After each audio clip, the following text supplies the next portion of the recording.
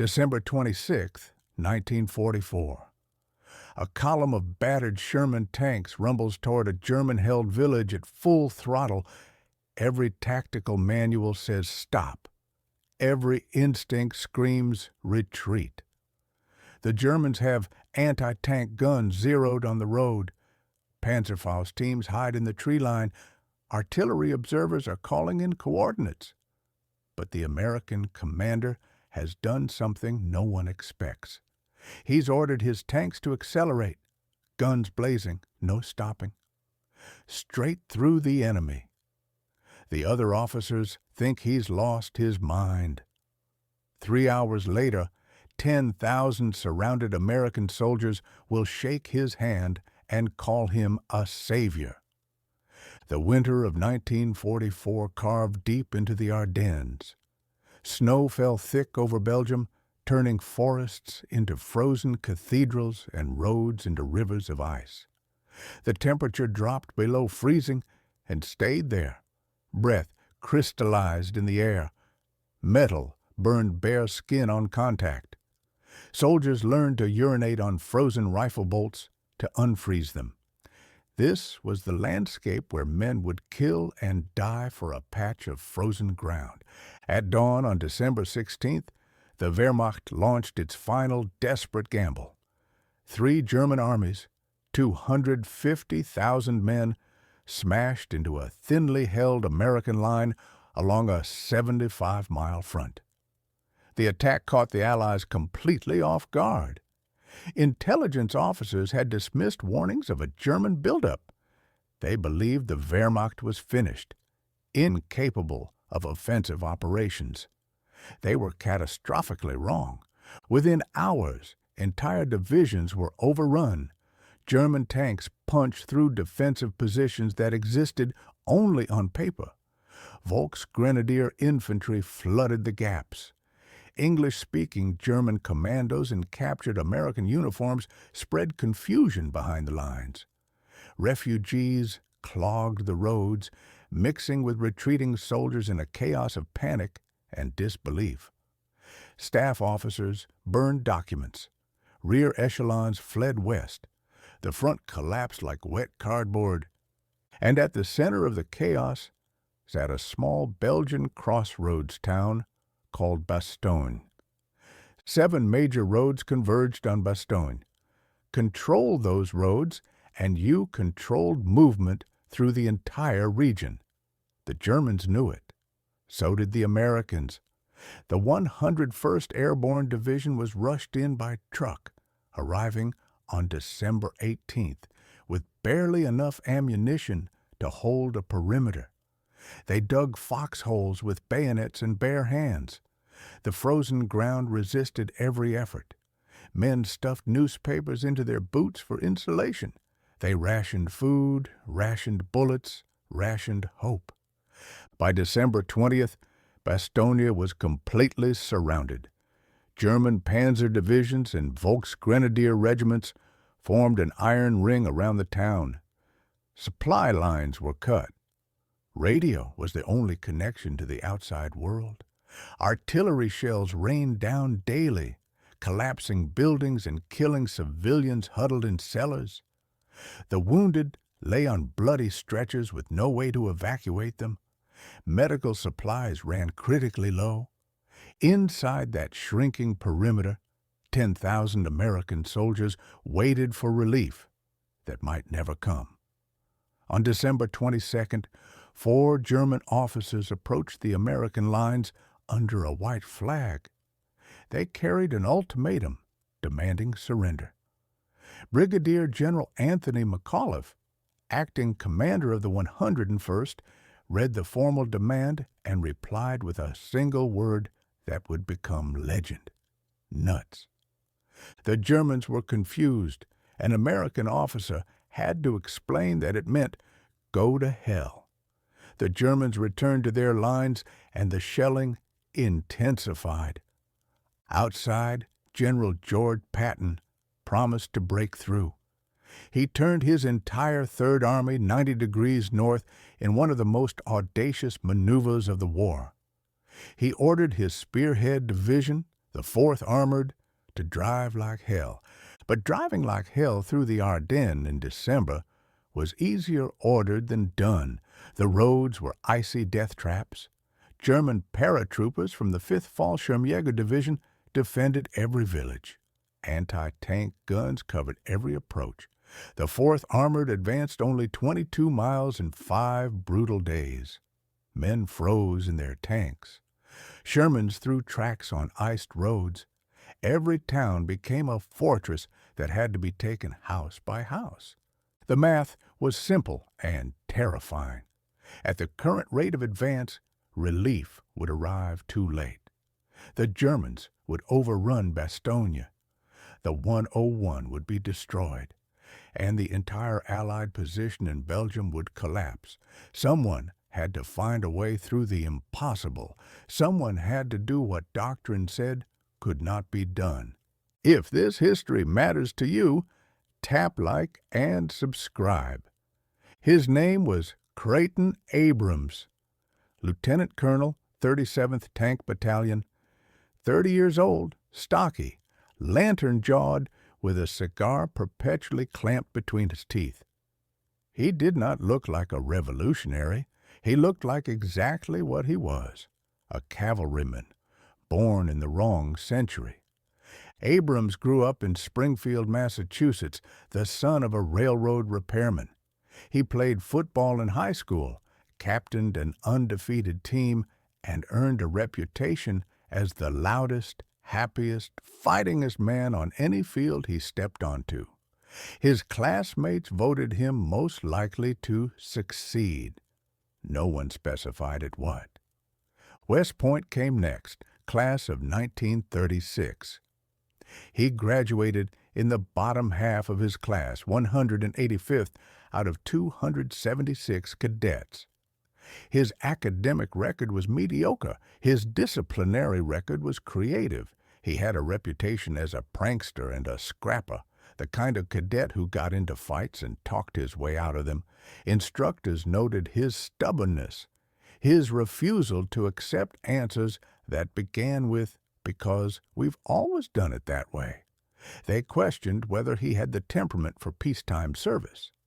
They also noted something else, an instinct for combat that seemed almost primal.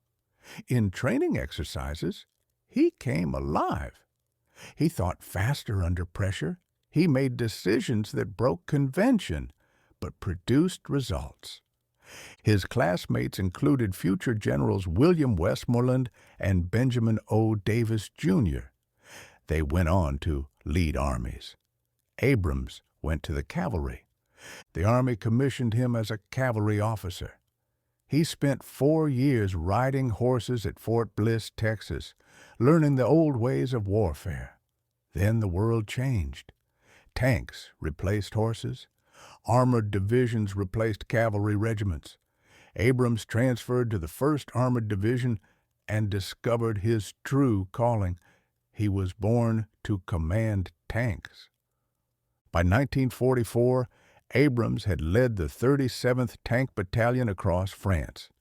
His unit spearheaded Patton's Third Army, punching through German lines with a speed and aggression that bordered on reckless. At the Battle of Encirclement in September, his Shermans faced superior German armor, Panthers and Tigers with thicker armor and bigger guns. Standard doctrine said to retreat, to find better ground, to wait for reinforcements. Abrams attacked instead. He lost 14 tanks. He destroyed 55 German tanks. Patton himself took notice. The general was famous for bold pronouncements. He called himself the best tank commander in the Army. But after Encirclement, he added a qualification. "I'm supposed to be the best tank commander in the Army, but I have one peer, Abe Abrams. He's the world champion." The nickname stuck. So did the reputation. Abrams wore out 6 tanks during the war, all named Thunderbolt. He painted the name on the hull in large letters, a deliberate provocation. Let the Germans know exactly who was coming for them. But by late December 1944, even Abrams was running out of options.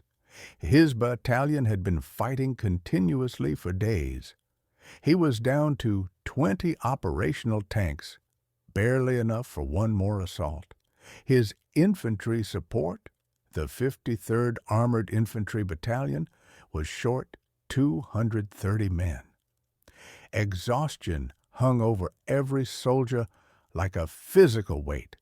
The problem was not courage. The problem was physics. Every approach to Bastogne was defended. German anti-tank guns covered the main roads. Sturmgeschütz assault guns prowled the flanks. The 5th Fallschirmjäger Division had 16,000 troops dug in across the American line of advance. A frontal assault would be slaughter. Standard doctrine prescribed a methodical approach. Soften the defenses with artillery. Send in infantry to clear the villages. Bring the tanks forward once resistance was suppressed. It was sound tactics. It was also slow. And slow meant death for the men inside Bastogne. Abrams studied the maps. He studied the intelligence reports. He listened to the radio chatter from the surrounded garrison. And he saw something that contradicted everything doctrine taught. The Germans expected caution. They expected the Americans to follow the rules, to probe carefully, to consolidate gains before advancing. Their entire defensive scheme was built on that assumption. Artillery observers were positioned to call fire on predictable approach routes. Anti-tank guns covered the likely armor avenues. Infantry reserves waited to counterattack any penetration. But what if the Americans didn't follow the rules? What if instead of stopping to fight for each village, they simply blasted through at maximum speed? What if they used momentum as a weapon, moving so fast the Germans couldn't react? It was insane. Every tactical principle said so. Tanks advancing through defended villages without infantry support would be picked off by Panzerfaust teams. Tanks racing down roads under artillery fire would be destroyed in killing zones. Tanks moving faster than their own artillery support could suppress defenders, would die by the dozen. Abrams did not care about tactical principles. He cared about 10,000 men running out of time. December 26, 1944, the day after Christmas. Abrams stood on a hill south of Clochemont, 5 miles from Bastogne.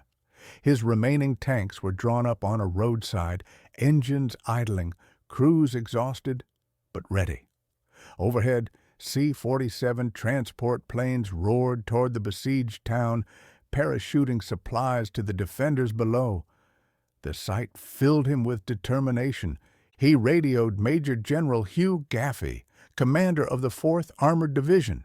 He requested permission to attempt a breakthrough directly through the village of Assenois to Bastogne. No flanking maneuver, no methodical advance, just a straight armored punch through the German lines. Gaffey called Patton. Patton did not hesitate. Do it. At 15:20 hours, Abrams gathered his officers. He outlined the plan in simple terms.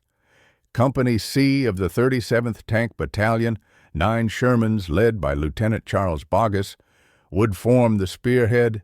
They would advance at maximum speed through Assenois, guns firing continuously. Artillery would pound the village as they approached, but the tanks would enter the town while shells were still falling. There would be no pause, no coordination. Speed was everything. The armored infantry would follow in half-tracks. They would dismount only if necessary to clear resistance. Otherwise, they would keep moving. Anyone who stopped would be left behind. Abrams climbed into his own tank, Thunderbolt 4. He lit a cigar. He keyed the radio. "We're going into those people now. Let her roll." The column surged forward. 13 artillery batteries opened fire on Assenois. raining 2,340 shells on the German positions. The sky filled with smoke and thunder, the earth shook, and into that chaos, 9 Sherman tanks accelerated down the road. Lieutenant Boggess led in an M4A3E2 Jumbo, an up-armored Sherman designed to lead assaults. The extra armor made it slower, heavier, but able to absorb punishment that would destroy a standard tank. Behind him came standard Shermans, their 76-millimeter guns traversing left and right, machine guns chattering continuously. They hit Assenois while American artillery was still falling. German defenders, stunned by the barrage, barely had time to react before tanks were among them. Boggess used his 76-millimeter cannon like a machine gun, firing 21 rounds in minutes. His loader, Private James Murphy, threw shells into the breach as fast as physically possible. His gunner, Corporal Milton Dickerman, walked fire across buildings, vehicles, anything that moved. The noise was overwhelming, a continuous thunder of cannon fire and machine guns that drowned out screaming and explosions. German soldiers emerged from cellars and doorways, dazed, disoriented. Some were still eating Christmas dinner. Some tried to fight. Others ran. Panzerfaust teams scrambled to get shots at the passing tanks, but the Shermans were moving too fast, 25 miles per hour through streets meant for horse carts. By the time a gunner could aim, the target was already passed. German officers later reported that they fell like dominoes, unable to comprehend what was happening until it was over. The column raced through the village in minutes. Smoke and dust obscured everything. American artillery rounds landed dangerously close, killing some of their own infantry. A telephone pole fell on a half-track, blocking the road. Tanks behind the obstruction ground to a halt. But at the front of the column, 5 tanks and 1 half-track kept moving.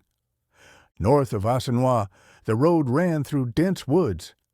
German soldiers lurked in the trees, waiting in ambush, but they were scattered, confused by the speed of the American advance. Boggess kept his tanks moving, guns firing into the tree line, tracers lacing through the winter air. Then he saw the parachutes. Colored canopies littered a nearby field, supply drops from the C-47s overhead. He knew what that meant. Bastogne was close. He spotted foxholes ahead, American foxholes, khaki-clad figures crouching behind snow-covered berms. He brought his tank to a halt and called out, "Come here! Come on out! This is the 4th Armored." A soldier climbed from his foxhole, 2nd Lieutenant Dwayne Webster, 326th Airborne Engineer Battalion. He walked toward the Sherman, disbelief on his face. He reached up and shook Boggess's hand. It was 1650 hours. December 26th, 1944. The siege of Bastogne was broken. Behind Boggess, more tanks trickled through the corridor. German resistance continued along the road, but the momentum was unstoppable now. At the head of the growing column rolled a Sherman with 3 red lightning bolts painted on its hull. Thunderbolt 4. Abrams had fought through Assenois personally. When a German 88-millimeter anti-tank gun threatened to block the advance, he ordered his gunner to engage. 1 shot, 1,000 yards, and the gun was destroyed. His own captain recommended him for the Distinguished Service Cross on the spot. At 17:10, Abrams climbed from his tank inside the Bastogne perimeter. Brigadier General Anthony McAuliffe, the commander who had answered the German surrender demand with a single word, "Nuts," rushed forward to greet him. The 2 men shook hands. Weary paratroopers cheered. Some wept. Men who had fought for 8 days without sleep, without adequate food, without hope, saw American tanks rolling toward them and knew they would survive. That night, the first supply convoy rolled into Bastogne. 40 trucks loaded with ammunition, medical supplies, and food. 70 ambulances waited to evacuate the wounded. The road was still under fire, German artillery harassing every vehicle, but the supplies got through. By morning, the defenders had ammunition to fight, plasma to save the wounded, and proof that they had not been forgotten. The corridor was narrow, barely wide enough for a single column of vehicles. German forces still held the woods on both sides. Snipers picked off drivers. Artillery shells cratered the road. For days, every supply run was a gauntlet, but the perimeter held. The siege was broken. The relief of Bastogne cost the 4th Armored Division approximately 1,000 casualties. The 37th Tank Battalion lost 5 men killed, 22 wounded, and 5 missing. Company C finished the day with 4 operational tanks out of the 9 that had started the assault. The price was steep. The result was priceless. The siege had lasted 8 days. It became one of the most celebrated defensive stands in American military history. The men of the 101st Airborne called themselves the battered bastards of the bastion of Bastogne. They would carry that pride for the rest of their lives. But they also remembered the tanks that came for them, the commander who refused to wait. Abrams had proven something that doctrine could not quantify. Speed and aggression, applied at the decisive moment, could accomplish what careful planning could not. He had gambled that German defenders, trained to expect methodical American tactics, would be paralyzed by a headlong charge. He was right. The lesson spread through the army, not as formal doctrine that would come later, but as legend, as example, as proof that sometimes the only way through an impossible situation was straight through, guns blazing, consequences be damned. The Germans noticed, too. Captured Luftwaffe reports mentioned the American tanks that refused to stop, that drove through defended villages as if the defenders did not exist. The tactic did not work everywhere. It required specific conditions: a demoralized enemy, a narrow front, massive artillery support, and a commander willing to accept catastrophic losses if the gamble failed. But at Bastogne, in that frozen December, it worked. 10,000 men lived because one tank commander refused to follow the rules. Creighton Abrams continued fighting until the end of the war. He earned a 2nd Distinguished Service Cross, the Silver Star, and a reputation as the most aggressive tank commander in the European theater. He wore out 7 Thunderbolts before Germany surrendered. After the war, he rewrote the Army's Armored Tactics Manual. He commanded tank battalions in the occupation of Germany, served as Chief of Staff for 3 Corps in Korea, and rose steadily through the ranks. In 1968, he took command of all American forces in Vietnam. In 1972, he became Chief of Staff of the United States Army. He died in 1974, still in uniform, still fighting. In 1980, the Army named its new main battle tank after him, the M1 Abrams. It remains the most formidable tank in the world, built on the principles Abrams championed: speed, firepower, and the aggressive spirit that turns machines into weapons. Every tanker who climbs into an Abrams carries his name into battle. Every doctrine that emphasizes maneuver warfare traces back to lessons learned at places like Bastogne. But the tank is just metal and circuits. The real legacy is simpler, older. At the decisive moment, when doctrine fails and options run out, Courage combined with calculation can still change everything. Not through recklessness, through precision, through understanding that sometimes the enemy expects caution, and the unexpected is the deadliest weapon of all. Through trusting that speed and violence of action can compensate for numbers and position. The Sherman tank was outgunned by German armor. Everyone knew it. The crews knew it best of all. But Abrams understood that tanks are not just weapons. They are instruments of shock. They are psychological warfare made manifest. A single tank column moving fast, guns blazing, can break an enemy's will to fight before a shot finds its mark. Terror is a force multiplier. Abrams never called what he did a knight's charge. He never romanticized it. When asked about Bastogne in later years, he gave the only answer that mattered. Those men needed help. We were there, so we went. The rest was mathematics and history, and 10,000 soldiers who came home because one commander refused to accept the impossible.